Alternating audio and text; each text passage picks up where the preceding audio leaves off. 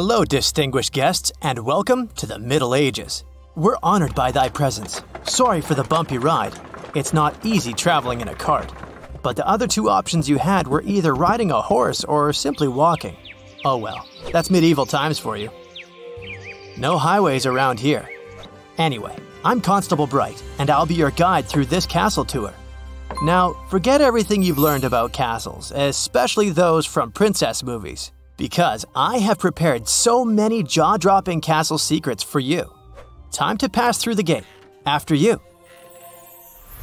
I want to begin our tour by correcting a misconception. Castles have often been confused with palaces or fortresses. However, unlike both of them, they were built with one specific purpose in mind. A castle is considered to be a fortified residence of an important person.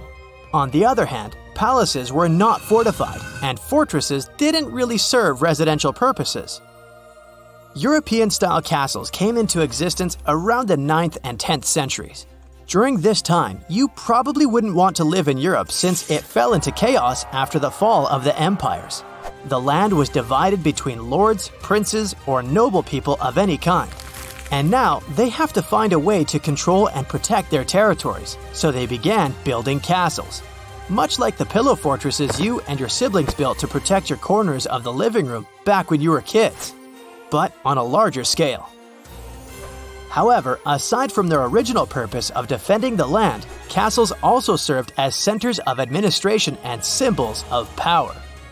Precisely, urban castles were used to control the local population in addition to important travel routes. The earliest castles were actually made of wood. However, they eventually proved to be not so great for protecting the land.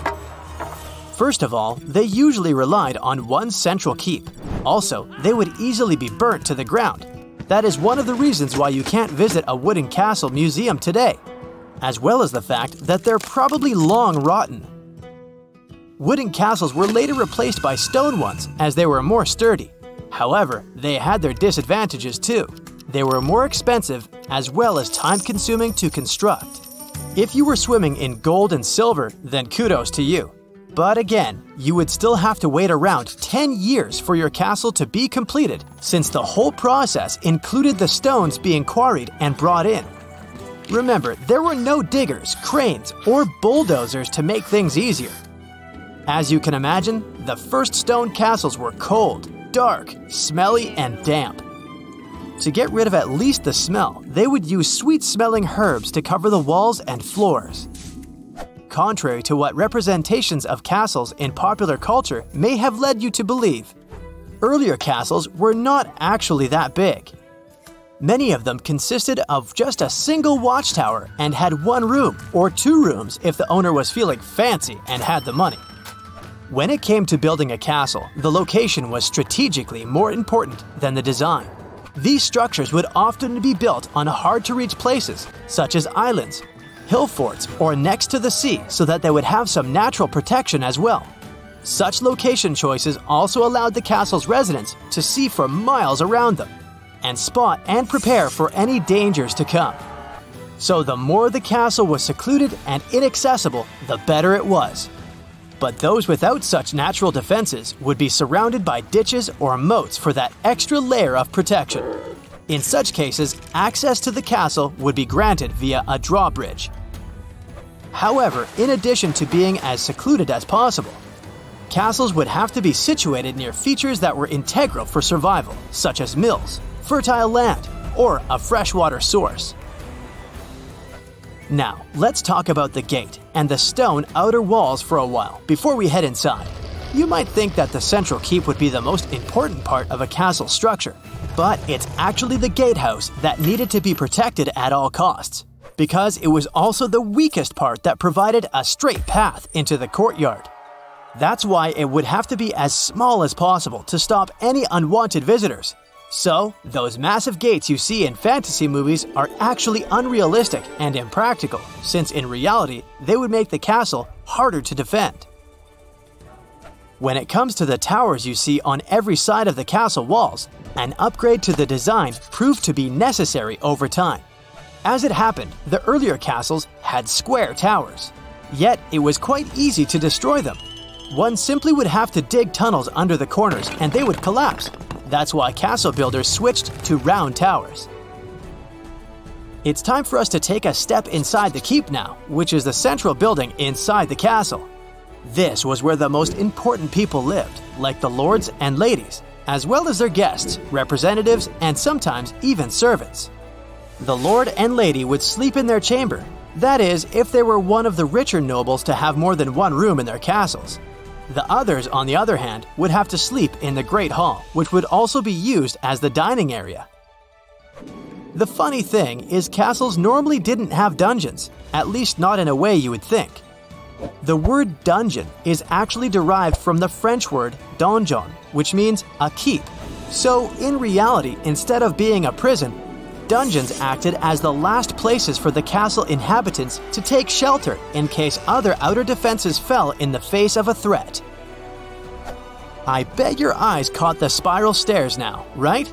They were built that way for safety reasons.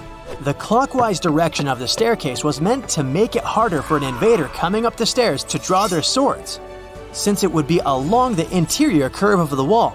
This is all considering that their right hand was their sword hand, of course. On the other hand, anyone coming down the stairs would have an advantage because their sword hand would be on the outside of the wall, and they would have more room to swing. Ascending clockwise would also mean that the invader would be exposing more of their body in order to get their sword, hence making it easier for the defender to ward off their swings. In addition to that, stairs would be designed with uneven steps, some would be taller and others would be shorter. This would allow people who were familiar with the castle to move quickly and cause invaders to stumble and fall. In case emergency situations escalated, castles had secret entrances and exits as well. The main concealed door would be called the postern, or the sally port, and would traditionally lie at the base of the castle's wall. It would often be small and easy to defend, as well as secured with metal grates. It held great importance when it came to allowing people to escape or bring in food and other supplies during sieges. You might need to use the bathroom before our tour ends, but sorry to inform you that there are no toilets around here.